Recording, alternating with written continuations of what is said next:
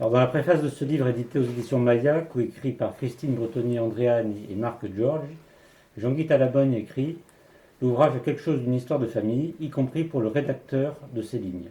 Parler de Giono et la Corse tient du paradoxe selon les auteurs, car il est attesté que Giono n'a jamais mis le pied en Corse. Ce livre n'est donc pas une histoire de famille au singulier, donc, mais également une histoire de famille au pluriel, celle des Valérie et des Jason, des familles qui n'appartiennent pas au même monde, puisque la première est réelle et la seconde de l'ordre de la fiction. De surcroît, une mer les sépare, des terres aussi. Mac Journal a rencontré Christine Bretonnier le samedi 5 juin 2021 lors d'une lecture de passage de Giono et la Corse, accompagnée de Peter Villalba et de Karim Eloumi au violon. Alors, première question, Christine. Quels sont vos liens avec Meaux et la Seine-et-Marne? Alors, moi, je suis arrivée en Seine-et-Marne en quelque sorte en CM1, CM2. Donc, j'ai fait mon CM1, CM2 en Seine-et-Marne, puis mon collège à Henri Dunant, Pierre Collinet, Henri Dunant, et ensuite Beaumarchais à Beauval, puis le lycée Moisson. Donc, en fait, tout un parcours sénémarnais, hein. Et voilà, pour faire ce lien entre la Seine-et-Marne et moi. Voilà. Et vos liens avec la Corse? Alors mes liens avec la Corse sont évidemment plus complexes parce que mes origines, c'est le village de Pietra di Verde. Ce sont également les origines de mon cousin Jean-Guy Talamoni. Et étant fortement impressionnée par la structure même du village de Pietra di Verne, en fait, de ce théâtre de la cruauté que je cite dans le livre, qui correspond à une sorte d'enfermement de roche et que je trouve une roche magnifique parce que je la conçois comme roche verte parce qu'il me semble qu'elle est vraiment verte. Je me suis dit, les habitants de Haute-Provence, les personnages de Giono qui vivent à peu près le même enfermement, il doit y avoir nécessairement un lien. Et j'ai essayé d'extirper cette notion-là. Et j'ai eu cette chance inouïe de. Bon, évidemment, c'est mon cousin qui m'a mis en relation avec Marc Georgi, qui habite Pietra di Verne, qui est instituteur et qui vit toute l'année à Pietra di Verne. Et il m'a dit, bon, bah, Christine, c'était au mois de février, et il m'a dit, Christine, écoute, essaye de téléphoner à Marc, et puis voilà. Marc s'occupe de la généalogie du village, donc en fait, il va pouvoir certainement essayer de t'aider. C'est ce que j'ai fait, j'ai téléphoné à Marc Georgi, et aussitôt, il a été complètement enthousiasmé par cette idée. Je lui ai donné quelques conseils de lecture, en fait, des fiches de lecture à faire. C'est mon travers enseignant, là. Donc, je lui ai dit, je vais tutoyer, tu lis ça, ça, ça, et puis tu vois. Et on va voir si on arrive à faire des liens avec la Corse et Pietra di Verne. Il a lu, il a tout lu. On s'est rencontrés donc par la suite à Pietra di Verne 3 fois cet été, l'été dernier. Et il a trouvé des correspondances avec sa famille, avec les personnes réelles de sa famille et les personnages de Giono. Déjà, il a compris parfaitement les textes de Giono et tout de suite, il a fait les liens. Donc, on a travaillé en Corse tout l'été, enfin tout l'été. Quand je suis arrivée juillet, fin août, le livre était fini. J'ai juste terminé en septembre. Parce qu'en fait, le travail de lien entre la Corse et Giono paraissait totalement évident. Les textes qu'il m'a choisis étaient parfaits. Donc on a embrayé là-dessus, cette aventure, avec beaucoup de facilité, parce qu'il semblait avoir totalement compris les textes de Giono. Et c'est en fait ce qu'il a pu mettre en relation était vraiment très clair. Ses propres ancêtres, les personnages de Giono, enfin, ça coulait de source, quoi. Alors, pourquoi ce livre sur Giono? Alors ce livre sur Giono, c'est parce qu'en fait je suis une fanatique psychopathe gionienne, c'est-à-dire qu'en fait j'ai commencé la pathologie en maîtrise, et là j'ai fait une maîtrise sur un roi sans divertissement. Ça m'a donné des idées, et j'ai continué plus tard, etc., avec DEA, un premier doctorat, un deuxième doctorat. Et je pense que là, le livre Giono et la Corse me permet peut-être de clôturer cette passion en fait. Je pense que cette passion me vient d'office parce que, ayant vécu à Pietradiverne, j'ai été de toute façon imprégnée de ce village, des pierres, de l'enfermement. Et ça me semblait évident que finalement, peut-être j'avais une certaine.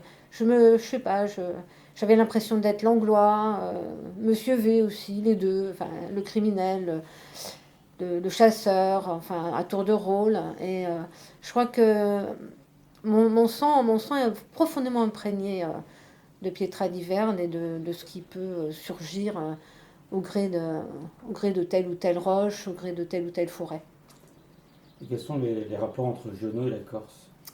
Alors, rapport entre Giono et la Corse, finalement aucun.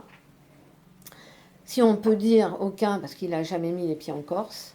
Mais si on regarde attentivement les textes, on s'aperçoit que tous les textes gioniens peuvent finalement être mis en relation avec la vie d'habitants à peu près à la même époque. Parce qu'en fait, les textes et les habitants réels, les personnages et les habitants réels de Pietradiverne, c'est à peu près la même époque. Et on voit que c'est le cadre qui construit les passions, c'est la géographie qui construit les mœurs, parce que tel ou tel enfermé dans une sorte d'univers bordé de rochers, dans le vide, enfin, finalement, chacun, aussi bien les habitants de Pietradiverne que les personnages de Giono vivent la même chose. Peut-être un peu moins tragique. Après, c'est le narrateur, c'est l'histoire gionienne, c'est le talent gionien qui fait que c'est raconté autrement, c'est romancé, mais la vraie vie, ça forge en fait. C'est ça toute la dimension pour moi évidente. C'est que la vie et la vie dans un lieu forge les caractères, forge les passions et les caractères. Alors, comment l'écriture s'est-elle articulée avec le co-auteur Marc Giorgi? Alors avec beaucoup de simplicité. Après la fiche de lecture que je lui avais demandé en amont, comme Marc avait tout compris, il a sorti son chapeau et de sa généalogie surtout, enfin tout un tas d'ancêtres qui avaient vécu finalement des événements tout à fait proches. Donc tous les chapitres se sont enfilés les uns derrière les autres avec une facilité déconcertante, grâce à Marc, parce qu'en fait il me sortait un ancêtre de son chapeau. Cet ancêtre était bien évidemment exactement très proche du personnage ionien. Donc on a d'un ancêtre au personnage, d'un personnage à un ancêtre. On a dansé ensemble en fait, on s'est fait des échos, on a valsé autour de cette dramaturgie gionienne et puis finalement de cette tragédie corse, avec une facilité vraiment, on avait l'impression que tout allait de source quoi. C'était bouclé en 3 mois. Le bouquin a été bouclé en 3 mois. Oui, c'est un ouvrage collectif, il y a même la photo de couverture, elle vient d'où? Alors la photo de couverture, c'est ma mère qui l'a peinte. Donc elle reproduit cette fameuse maison qui est assez impressionnante parce qu'elle est construite à même le rocher. La maison étant construite sur le rocher étant à pic et n'ayant pas de barrière entre la maison et le rocher, il y a une croix que l'on peut voir si on se penche un petit peu et ça donne toute cette dramaturgie de cette maison parce que ça fait peur quoi. On se dit bon il suffit de passer le pas, d'être poussé, qui sait, par quelqu'un peut-être et on tombe à pic quoi. Et est-ce qu'il y a d'autres projets? Alors oui, il y a d'autres projets avec ce texte, bon, notamment un spectacle à Pietradiverne, dans l'église de Pietradiverne, j'espère, parce que en fait, Marc va lire ses textes, moi je lirai les textes de Giono, et c'est un musicien, donc Damien Michel en fait, qui est professeur au conservatoire de Bastia, qui va faire la musique de tout le spectacle. Donc on invitera gratuitement tous les habitants du village, enfin tous ceux qui veulent venir assister à ce spectacle. Et voilà, c'est un des projets qui va se construire Après, j'espère d'autres, mais pour l'instant, c'est celui qui est le plus proche de nous, puisque ça va se dérouler le 31 juillet 2021 à Pietraliverne. Comment on fait après? Parce qu'il y a 3 questions, je pose pas Oui, oui. Parlez-nous de votre collaboration avec Christine et Karim. bon. Karim. Est-ce que vous parlez de votre collaboration avec Christine? Alors avec Christine, on s'est connus en tant que professeur à Nantes-les-Maux. On se croise souvent pendant les récréations et on parlait plutôt de la littérature, de la musique. Au début, on parlait dans chacun de son domaine, mais peu à peu, on a commencé à collaborer et d'essayer de trouver des liens entre les arts et d'essayer de... Et on crée sur le moment, c'est-à-dire on ne fait pas un travail au préalable, on se voit, on essaie de créer, de chercher un sens, et ce sens, on essaie de le transposer en musique.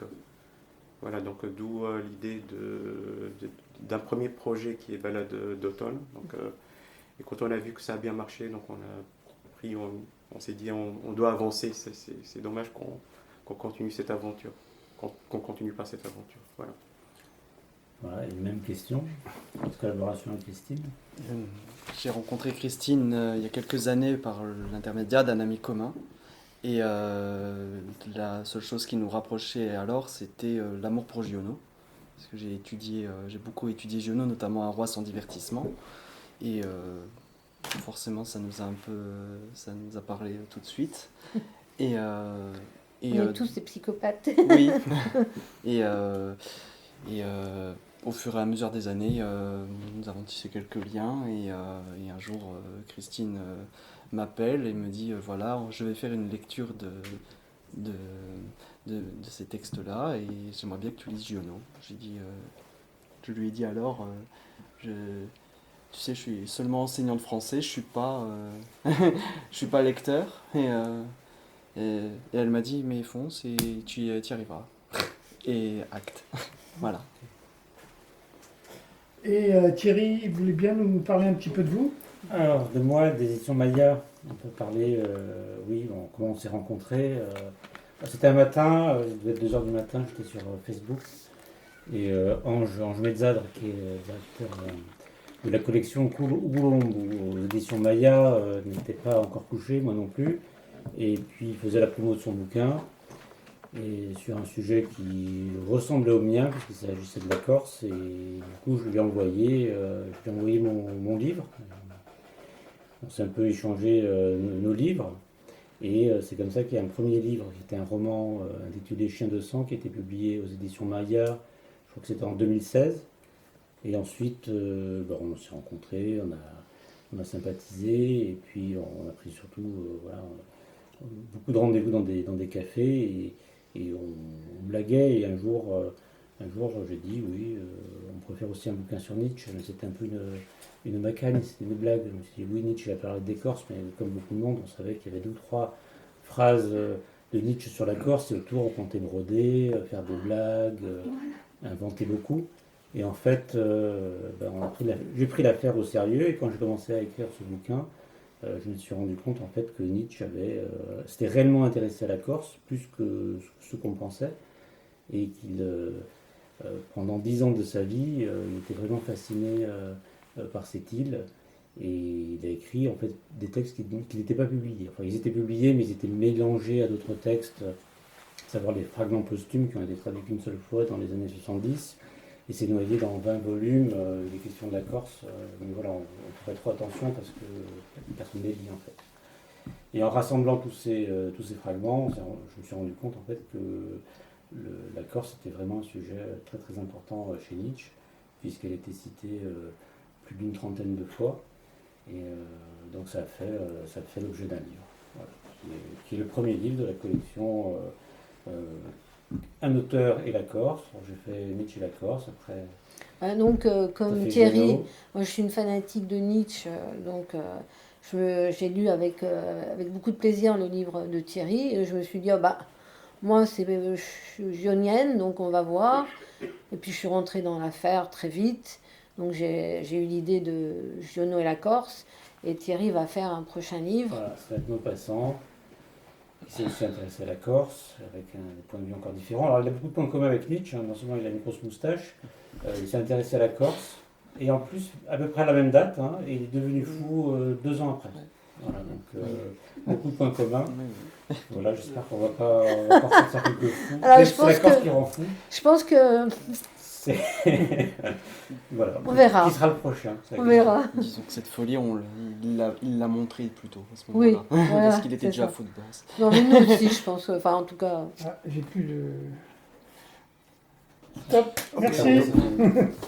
Ah, Le son est toujours là, Merci. le son est intégral. Merci. Aziz, lumière. Village. Orsoleone, ours lion, à Lérigny, était né en 1867. Sa bonté, sa gentillesse et sa générosité étaient légendaires, mais pas autant que sa force physique, qui était, au dire de tous, surhumaine. Près d'un siècle plus tard, les plus anciens du village, admiratifs, racontent encore des anecdotes le concernant, comme celle de la charrette embourbée. Après la guerre de 14-18, dans nos villages, le transport des marchandises se faisait encore sur des charrettes, tractées par des mules. Ces marchandises arrivaient en gare d'Alistro. Il fallait ensuite les amener jusqu'à Pietra par la route, qui l'hiver, avec le mauvais temps, devenait une piste boueuse difficilement praticable. Ce jour-là, Orsoleone était parti de bon matin pour Alistro, accompagné de son beau-frère, Philippou, pour récupérer et charger sur la charrette les produits et denrées en provenance de Bastia. À midi, les 2 hommes s'étaient arrêtés à l'auberge Costa pour y déjeuner. La patronne était désolée de ne pouvoir leur offrir pour leur repas que des œufs. « Des œufs, dit Orsoleone, ça me va très bien. Pouvez-vous me faire une omelette ?»« Bien sûr. Vous voulez combien d'œufs pour votre omelette ?»« Mettez-en une 12. Lorsqu'il entend cela, Philippot est scandalisé. Après le repas, toujours aussi indigné, il manifeste sa réprobation. « Tu ne pouvais pas te comporter comme tout le monde ? 12 œufs pour une omelette ? Ça ne s'est jamais vu, tu m'as fait honte !» Orsoleone ne répond pas. Il faut à présent remonter au village, avec la charrette au maximum de sa charge. Bientôt, un orage éclate, et la route devient un ruisseau de boue. Les chevaux ont du mal à avancer. Une roue de charrette, lourdement chargée, s'enfonce jusqu'à l'essieu, dans une ornière. Des hommes, nombreux, viennent à la rescousse. Ils n'arrivent pas à dégager le véhicule. « Laissez-moi faire !» dit Orsoleone. Il s'accroupit sous la charrette. Son épaule est en contact direct avec l'essieu de la roue embourbée. Il s'arc-boute et donne le maximum de sa force pour extirper la roue de l'ornière boueuse. Les hommes et les chevaux participent à l'effort. Bientôt, grâce à la puissance physique d'Orsoleone, la roue repose enfin sur un sol stable. La charrette peut repartir et arriver au village sans encombre. Philippou, quelques instants auparavant, très en colère contre son beau-frère, à présent s'avance vers lui rayonnant et dit « Pour que tous les autres entendent. Tout à l'heure, lorsque tu as demandé à l'aubergiste une omelette de 12 œufs, j'ai eu honte et je t'ai maudit. Mais après avoir vu ce que tu es capable de faire, je suis fier d'être ton beau-frère et je comprends maintenant que pour produire une telle force, tu aies besoin de manger beaucoup plus qu'un homme ordinaire. » Charles Mathieu Valéry est né en 1883. On le surnommait Charles Pita à cause de son teint coloré. Il était capable de soulever un sac de pommes de terre de 80 kilos avec ses dents, par la seule force de sa mâchoire. Lorsqu'il fallait décharger le mulet de sa charge de bois, il ne s'embêtait pas à enlever les rondins l'un après l'autre, comme cela se fait habituellement. Il prenait le bas avec sa charge complète et le mettait directement sur le sol pour gagner du temps et soulager la bête rapidement.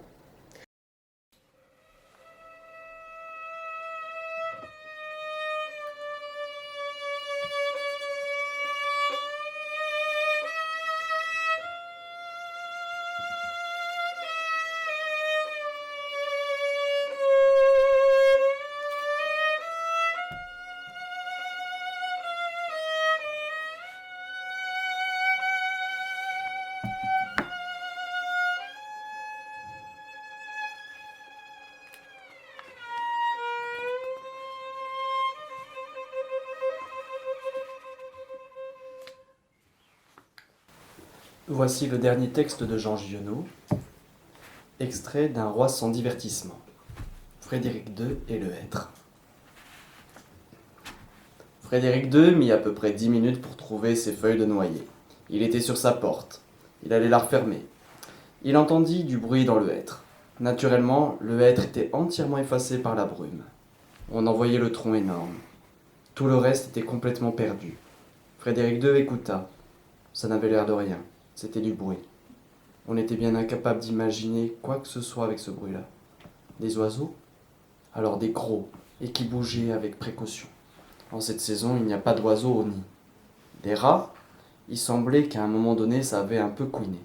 Ça n'était pas des bruits de rats. On ne pouvait absolument rien voir. À l'endroit où se produisait le bruit, c'était blanc parfait. Frédéric resta la main sur le loquet. Il n'avait pas mis ses sabots. Ce matin-là, il avait ses bottes. Il pouvait marcher sans faire de bruit. Il lâcha tout doucement le loquet et il s'approcha. Là-bas, en face, à une 50aine de mètres, l'homme, debout, adossé au tronc d'un hêtre, nous regardait. Nous sommes restés ainsi un petit moment face à face, à travers 50 mètres. Puis Langlois s'est avancé pas à pas, jusqu'à être à 3 pas en face de l'homme. Là, ils eurent l'air de se mettre d'accord, une fois de plus. L'homme et lui, sans parole. Et au moment où vraiment on n'allait plus pouvoir supporter d'être là, où l'on allait crier « Alors, qu'est-ce que vous faites ?» Il eut une grosse détonation, et l'homme tomba. Langlois lui avait tiré 2 coups de pistolet dans le ventre, des 2 mains, en même temps. « C'est un accident, » dit Langlois. Quant à lui, en rentrant chez nous, il trouva la lettre de démission qu'il avait commencé à rédiger. Il ajouta « Manque de sang-froid regrettable dans le service. Détente de pistolets trop usés qu'un examen soigneux des armes aurait dû déceler ont causé ce terrible accident pour lequel je suis sans excuse. » Il mit sa lettre sous enveloppe et l'envoya. Épilogue. J'ai commencé cet essai par une citation de Paul Valéry. Je le termine par une citation de Nietzsche. Finalement, personne ne peut tirer des choses, y compris des livres, plus qu'il n'en sait déjà. Ce à quoi l'on n'a pas accès par une expérience vécue, on n'a pas d'oreille pour l'entendre. Les Valéry ont expérimenté la vie des Jasons. Leur sang est à jamais devenu encre, une encre verte, évidemment, comme si, subrepticement, cette belle pierre de Pietra di Verde avait mêlé ses pigments à leur sang.